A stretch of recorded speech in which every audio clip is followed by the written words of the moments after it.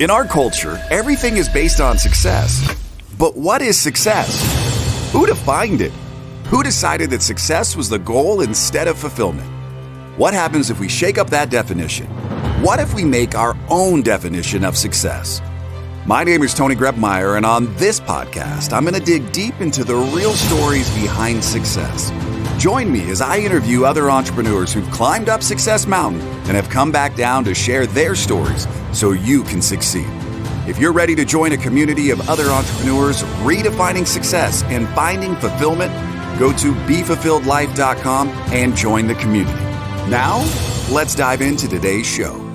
Welcome to Be Fulfilled. It is the real stories behind success. I'm your host, Tony Grebmeyer, your Sherpa up and down Success Mountain with our special guest today, a clinical psychologist, a TEDx speaker, and the CEO of Your Success Insights, which helps individuals, corporations, and athletes achieve peak performance. He's also the host of The Daily Helping with Dr. Richard Shuster, food for the brain, knowledge from the experts, tools to win at life, which is regularly downloaded in over 150 countries.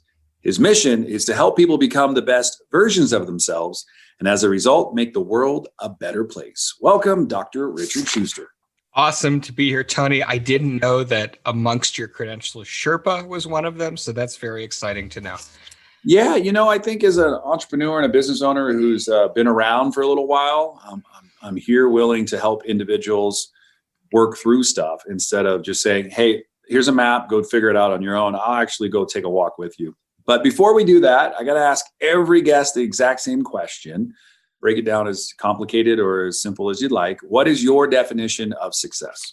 Success for me is living life on your terms to the degree that you have fulfillment and contentment. It's money, it's health, it's love, it's friendship, it's freedom of time. It's all of those things. But, success to me is being able to step up and step away from the laptop and smell the roses and say, look at all the cool stuff that we've built and look how it's helping people and look how that gets to be around. Stuff on the internet hangs around forever, be around for generations. And I'm grateful for all those things. Thank God we have the waybackmachine.org. Yes, indeed. You can find some good old stuff on here.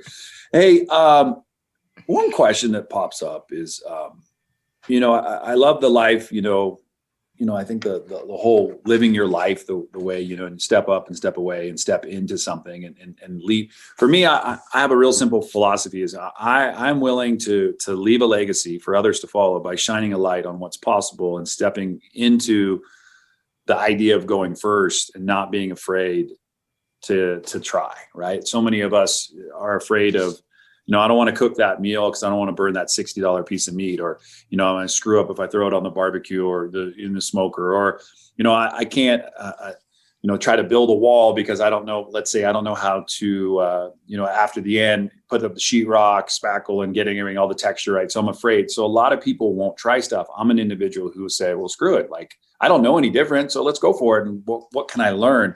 So I have a real crazy question because it comes back down to like the TEDx. I see as, something on your, kind of resume and bio. What was that process like? Because I've often wanted to, I just haven't stepped into that whole concept yet of willing to go through it. That's been a goal of mine since all of this kind of started happening for me around 4 years ago. And it was really interesting because my TEDx was on the neuroscience of altruism. And a lot of my platform is about, educating people that we feel really good when we help others. In fact, it's the same biological mechanisms and hormones and neurotransmitters going on as when other people do really cool things for us. And so how the TEDx actually happened was there was a Facebook group I was in, and somebody had recommended me to talk to another individual. I totally misread the post. I thought they were recommending me for a speaking gig. And I said, yeah, sure, I'll talk to him. And it wasn't that at all. And it was just actually a 19-year-old college freshman who was struggling and kind of feeling lost and uh, I met with him for an hour, and no, no pretenses, wouldn't dream of charging him, just wanted to see if I could add any value and bounce some ideas around with him. And he loved it. And he said it was really great. And then I heard back from him. He's like, hey, my friend runs the TEDx thing here at the university. And I think, you'd be a really good candidate. And then they reached out to me, and then that's how it happened. So it's ironic that I spoke about altruism, which came about from an act of kindness. And but the process itself was wild, because I believe the first, that TEDx I gave that group was the first ones to do it virtually post-pandemic.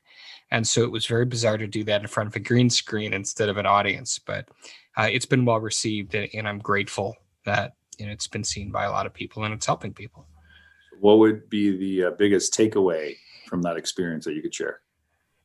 It was one of those things where it was a bit overwhelming to do it, because, I shot it probably 60 times. And when I thought I finally got the right take, and then I went back behind and put on the headphones and watched the video and listened to it, for whatever reason, the audio was totally garbled and none of it was usable. And I was just so aggravated. And I thought to myself, okay, this is one of those opportunities. It's like business. It's like anything else. If you do it well, and, we all have setbacks, right? But this was a setback. But if you do it well and go back to it, it's going to further your mission. And it's going to help a lot of people and create an impact. So that wouldn't have happened, obviously, if I was on stage. It would have been different. But I'm grateful for it. It's brought a lot of people into my life that wouldn't have been in my life otherwise. And really, overall, I loved the experience, despite how stressful that was to film it initially. Well, it's like anything, right? You got some really good reps in, and you had some probably good days and bad days trying, but you're stronger for going through the process. So I think that's awesome. Well, that's cool. Also, you got a chance to shoot it and then in a green screen, and then you could also critique yourself, because a lot of times I've heard people step on stage and it's go time. It isn't like, oh, yeah, I want to change all that. That's like what you do prior to ever getting on stage. And so I'm really proud. It was really wild, Tony, not to cut you off. But so usually, I know you speak too. So usually when somebody hires me to speak, it's 6, 8, even, a year in advance. And so I begin a process that is very meticulous, where I almost like I project plan it, right? And so by the time I get on that stage, I've done it so many times that it's muscle memory. What happened with this was I was invited to apply, which they strongly intimated, if you apply, we're going to pick you. And then COVID happened. And so at the last minute, they made the decision that they were going to turn it virtual. And they gave all of the speakers 1 week to write their speech, and then 1 week following that to record it. So not a lot of prep time, but it was wild, because when there's a gun to your head, so to speak, you get really focused and you're able to do things. I know so many entrepreneurs that have told me this, that I've interviewed. When there's an unbelievable amount of pressure, that's usually when a lot of people shine. Some people break, some people are the opposite. Some people fall apart and they quit. But the really successful entrepreneurs seem to be able to shine under that pressure. And I've never done any specific research or evaluated the literature to that effect, but that's been my experience, is that that's a trait amongst successful entrepreneurs. Yeah, part of being in radio, we had a really simple philosophy. You don't go back, you don't go forward only, right? Like, you screw up, like no one else probably knew you screw up but you. So just keep moving forward. And if someone catches you, like, you're already way past it. There's a great quote a friend of mine always says, you can tell the size of the leader by the obstacle that stops them. So I'm glad that you push through all that kind of stuff. Hey, let's talk a little bit about your show. I'm always love inviting guests to share about what they're up to and encourage our guests to go check them out. The world is better when we help one another. So talk about the Daily Helping with Dr. Richard Shuster, food for the brain, knowledge from the experts, tools to win at life, which is regularly downloaded in a ton of countries, 150. So talk a little bit about that. It's something that I decided to start about 4 years ago. We're actually coming up on our 200th episode whenever this is going to air. And what's really interesting is that I thought I had it. Like I had graduated, I got my boards exams, and I was working in forensic neuropsychology, and I was principally working with sexually abused kids. And when I got licensed, I thought, okay, this is what I want to do. I want to build my practice and help kids, and this was it. But as I was doing that, I felt this calling to try and help people on a bigger scale, a grander scale. And so with no experience or ideas, I bought a microphone on Amazon and got a headset and got up at 4:30 a.m. every day and just started emailing famous people. And I didn't even have a show name or a domain. Like I was literally emailing people through my Hotmail address. And eventually, most people either never responded or said no, but I really stuck with it. And eventually people started coming on who were pretty well known. And so in the beginning, the audience was pretty small until one day a journalist from NBC happened across my show and said, hey, I really like your show. I want to do a series of articles at NBC.com about the brain. So we wrote the what happens to your brain when you go to the beach article, and what happens to your brain when you watch football article, and what happens to your brain when you learn a foreign language. And each of those backlinked to my podcast website. And then, one day when I logged on to Libsyn to look at my stats, like I almost fell out of the chair because I went from nowhere, basically, like my cousins and business associates, to like everywhere. People are listening to me. And so that was pretty wild. And the impetus for my show was twofold. One, as I said, I really wanted to kind of shift the focus away as a call to action from the selfies and the focusing on me to helping others, because I know that neurobiologically it's good for us to help other people. So that was my show's call to action. But really, I wanted to share inspirational stories. I wanted to connect with people who weren't just successful, but were truly committed to making the world a better place and sharing how they did it, what fires them, what's important to them. And so that was the beginnings of the show. It actually originally wasn't even going to be called The Daily Helping. It was going to be called The Psychology Of. And for those of you who are younger than 40, there used to be a show that I would watch with my dad in the 70s called In Search Of. It was with Leonard Nimoy, the guy that played Spock on Star Trek. And each week the of was like random things like In Search Of Bigfoot or the Loch Ness Monster, aliens, or whatever it was. It was like the 70s version of Ancient Aliens. And so I was going to do like the psychology of, and 1 week was going to be anxiety and the next week depression or whatever. And I, just to kind of cross my T's and dot my I's, I ran it by the American Psychological Association just to make sure that I wasn't doing anything that violated my ethical code, because I never saw myself not practicing psychology at the time. So I certainly didn't want to lose a license that took me 7 years to get the degree and the board exam and everything else. So I wanted to make sure I was doing things above board. And they told me, if you call that show The Psychology Of, we will shut you down so fast your head will spin. That's verbatim what they told me. And so, that a lot of people don't know this, but Dr. Phil lost his license. He can never practice psychology again. He doesn't need to, but I didn't want to lose my license. And so they didn't like the name. They felt that was implying that by listening to the show, you would psychologically become better. And so I went back to the drawing board and came up with a good friend, helped me with the Daily Helping, which they were fine with. But that was really a blessing, because I went from a narrowly focused show that was going to have a very niche audience. I probably would have run out of topics pretty quickly too, in hindsight, to this just more self-help personal development show. And as I established a platform and continued to grow that, I realized it was an opportunity to do other things to help people in meaningful ways.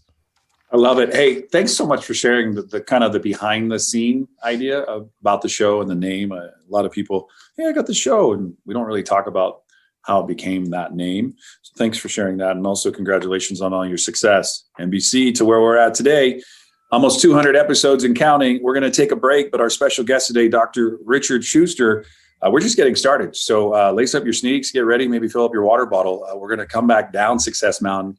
And he's going to be leading his discussion on helping us to become the best version of ourselves, right? So many of us, I think, in our society today are waiting for somebody to do it first because I think we're afraid. And one of the things in my several conversations that I've had with this amazing guest today is just his ability to show up no matter what. And so I want to talk a little bit about that on our way back down Success Mountain, how to show up no matter what, even when the world feels like you're stuck in a trash compactor and you don't know where the button is to stop it. So stick around and we'll be right back with our special guest today, Dr. Richard Shuster, right here on the Be Fulfilled podcast show. Are you ready to break the mold? You know, so many people seem stuck in society, but you're not one of them. If you were, you wouldn't be listening to this. And I know for a fact that right here, right now, inside you, there's greatness. And a great way to help bring that out is the 12-week journey to fulfillment. So head over to BeFulfilledJournal.com and use the coupon code podcast, and you get a special rate on us. It's our way to say thanks for listening. As well, there's access to a private community of entrepreneurs ready to support you and your business. That's BeFulfilledJournal.com. All right, we are back on the Be Fulfilled podcast show. Tony Gretmeyer along with our special guest today, Dr. Richard Shuster. Food for thought. We are actually having a lot of fun just talking about life.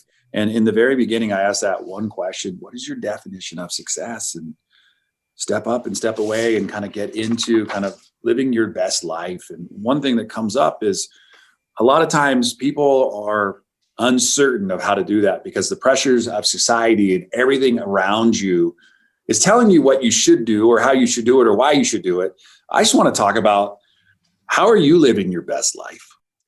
You know, I went through that as well, like so many of us. Everybody had an idea for me of what I should do with my life. And what I'm doing with my life is very different than what anybody would have envisioned for me. But, and I'm a big fan of the book, The Big Leap by Gay Hendricks. He's been on my show, and I love his content.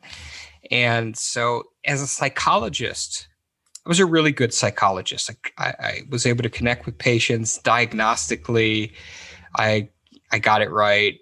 And where I really shined was in the courtroom. And podcasting is kind of like performing, or speaking is kind of like performing. So I was a really good expert witness. And, you know, when attorneys would hire me, they would do so because almost always when I testified, they would win. But like, that's what I'm good at that. But I don't wake up in the morning saying, hell yes, I'm going to testify in court today. And no, like what I'm doing now, when you said we've had a few conversations, like that's what gets me excited. I get to live my life meeting new people who are vibing in a similar state, doing similar stuff, you know, and it's not about the money first. It's about genuinely adding value. I've created a company and things around my areas of expertise and passion. And now I get to spend my days how I want. I go to every single event at my kids' schools, or, you know, when they used to do that stuff in person, but, you know, but I'm available, right? Like my kids are maybe not going to remember, you know, on February 8th, 2020, that I went to go see them in a school play doing whatever, but my kids are going to know that I was there. My kids are going to know that I was there. One thing my dad taught me when I was a kid, he said, you know, it doesn't matter if you want to, you know, have garbage trucks or, you know, be a stockbroker, but whatever you do, own the business, make it yours, and nobody can take it away from you, and nobody can force you to live your life anyway, but how you want to live your life. And so I'm incredibly grateful. And I think for me, the time freedom is the best part of all of that. That I really do have a chance. Friday is date day with my wife. That's what Friday is for.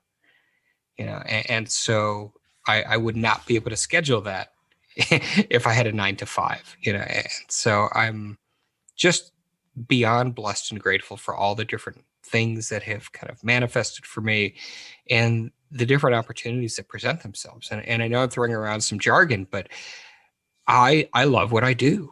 And I love, like every day, I literally will have a conversation with somebody that sparks something really exciting and then take action on it. Yeah, into action is something that a lot of people talk about, but rarely ever get into. And during the warm up before our podcast today, we were talking about gaming and life and all that kind of fun stuff. And I loved how you said you set aside like 90 minutes a week to just game, just to kind of, I wouldn't say escape, but I really think it's more like step into just having like some dedicated time on your calendar where you get to play. And play is super important. And most of us, as we get older, forget that one of the coolest things about growing up was when there weren't all of these restrictions around you. There weren't all of these like, well, you can only do that, but you can't do that. And if you do that, there's going to be hell to pay. That's one of my favorite lines, from Uncle Owen telling Luke, you better you don't get your work done, there's going to be hell to pay. Right. And so I love the fact that you play. What are games that you're into? I like the ones that are based on, interesting periods of history. So like the Assassin's Creed are games I play. I love anything that has Batman in it. So some of those, Arkham Knight kind of things. I mean, I limit my play, but I build enough of it into the week that it's a meaningful transition. And I do it right before the kids come home. So it's set up and then here come the kids and turn off the Xbox and start homework and having fun. And it's just a cool transition. I'm Batman. What are you doing? I love it. One of the cool things that you did for me a couple of days ago is you sent me this really cool list after our last conversation. I was saying we both don't like the prequels of Star Wars, but you were telling me like we could look at some of the other ways that we could find some cool episodes and maybe align ourselves in history around Star Wars and Clone Wars and Rebels. And we were talking about kind of even the ones that they came back and made recently the last several years after Disney purchased, and how we both kind of fell in love. Like I think if I'm not mistaken, we both really liked Rogue One. We thought that was a really well done episode or prequel or whatever you want to call it. But one of the things that I loved about our conversations, and did we get connected through what? Adel? Was it Adel or Marcy that got us connected? Mm-hmm. Yep, sure was. Up till 3 years ago or 4 years ago, I had no Adels in my life. Now I have Adils and Adel and Idol. They're all spelt the same way. So it's just really cool. He thought that it would be great for us to connect. Man, he was correct. And I just really want to say thank you for just showing up the way you do and contributing and also just putting things together like that little extra words of wisdom and go, hey, go check these out in this order. And, you sent me to a website and I got a chance to read that. And that was really cool. Just breaking down all the episodes in kind of an order. That stuff's fun, but you just said something and I don't want to miss out on it. Friday is date day, right? That's play day. That's have fun. How important is that now in your life for you? Like how important is that? Extremely. One of the things that historically was the case for me is I just got to do whatever I want with no accountability. And that changes when you get married. That changes when you have kids. And so, I've been married for 11 years and my wife is amazing, but I find that by allowing Friday to be our day, and that doesn't mean that we have to be together all day, maybe she'll do something or, but part of the day is for us.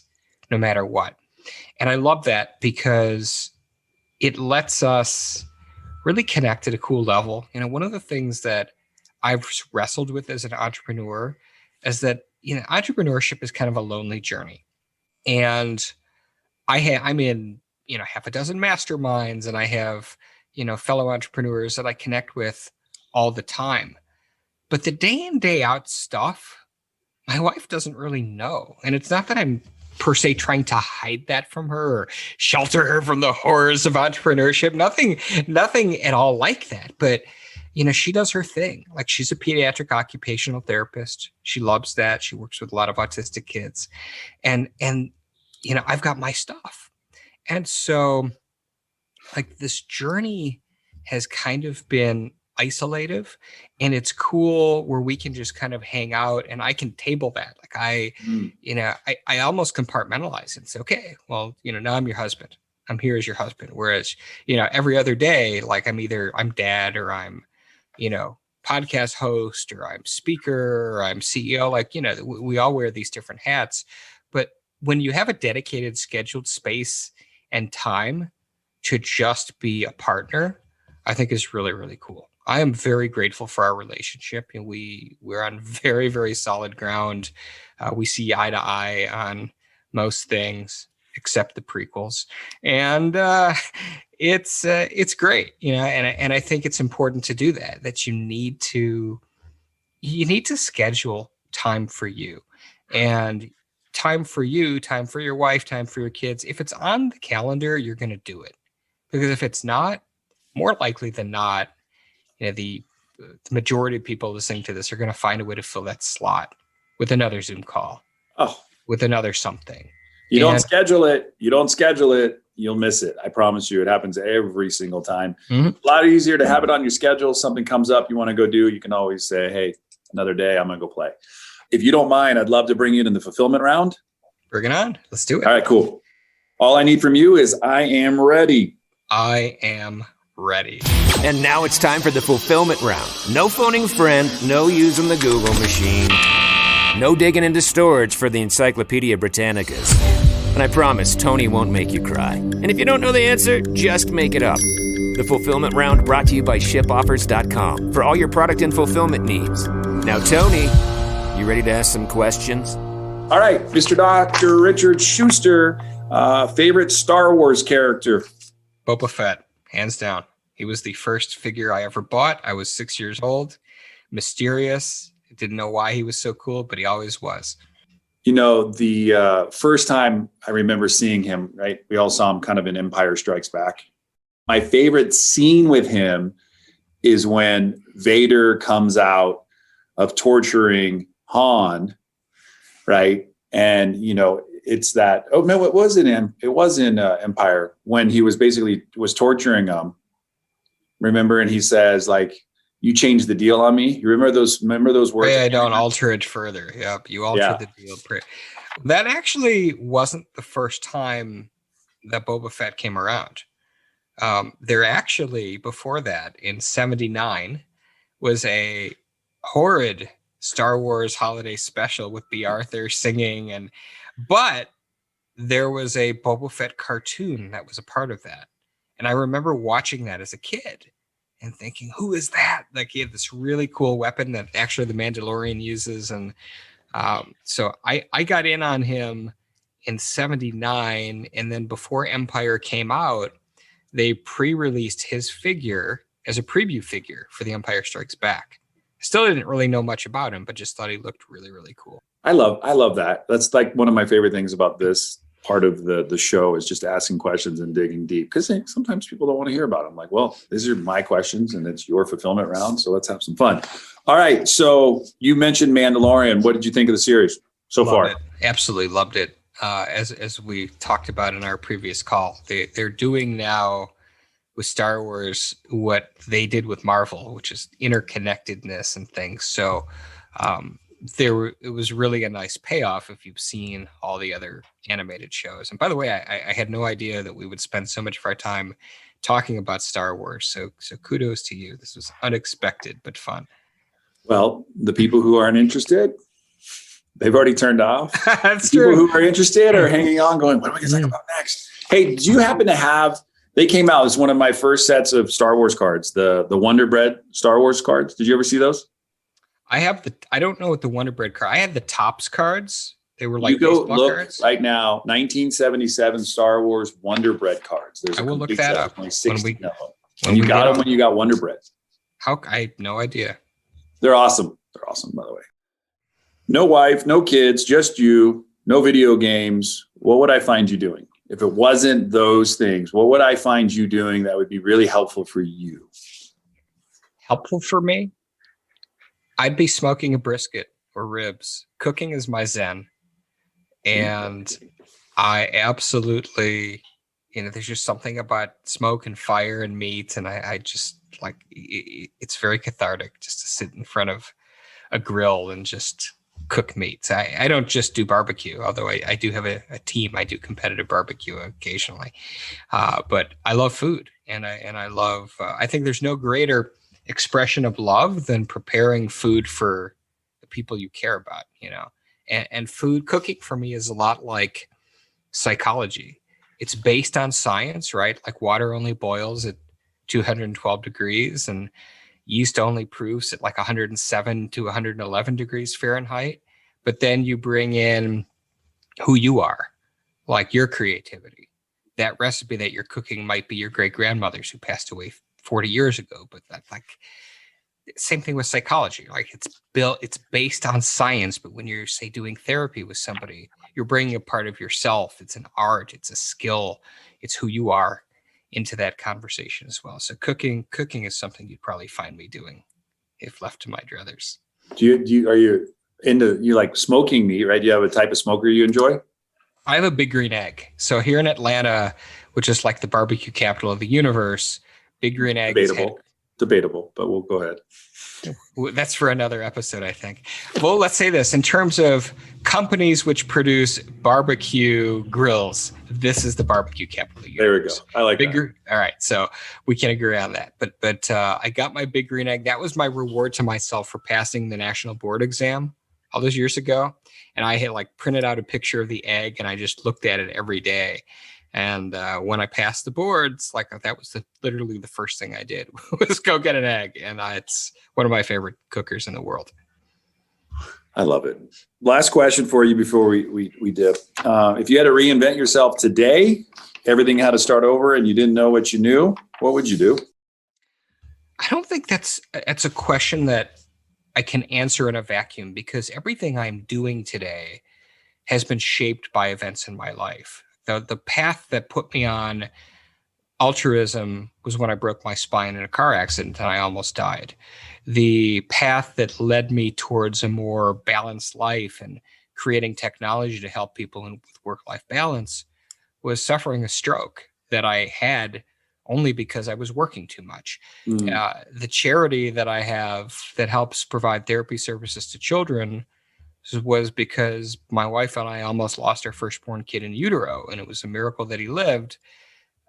And I didn't want other parents to go through what we went through. So everything that I'm doing was based on some experience that at the time was very difficult, but I was able to find meaning in it and translate that into something that excites me, that allows me to help other people. So I don't think I'd want to do, I can't say I'd like to be an astronaut. Well, that would be pretty cool. But yeah, I mean, like, I love getting to interview people and be interviewed. I love speaking. I love, using my company and creating technology that helps others. Like, I don't think I change a thing. And I know that that's not directly answering your question, but that's how I feel.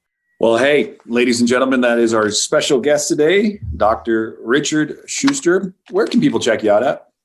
So the mothership is drrichardschuster.com, and I bought every domain possible, so you could spell that any way you want, but the real spelling is drrichard, SHUSTER.com, and that's got links to the Daily Helping podcast, which is also available at thedailyhelping.com, and all of the other things that I'm up to. So stop by, drop by, say hi, check it out.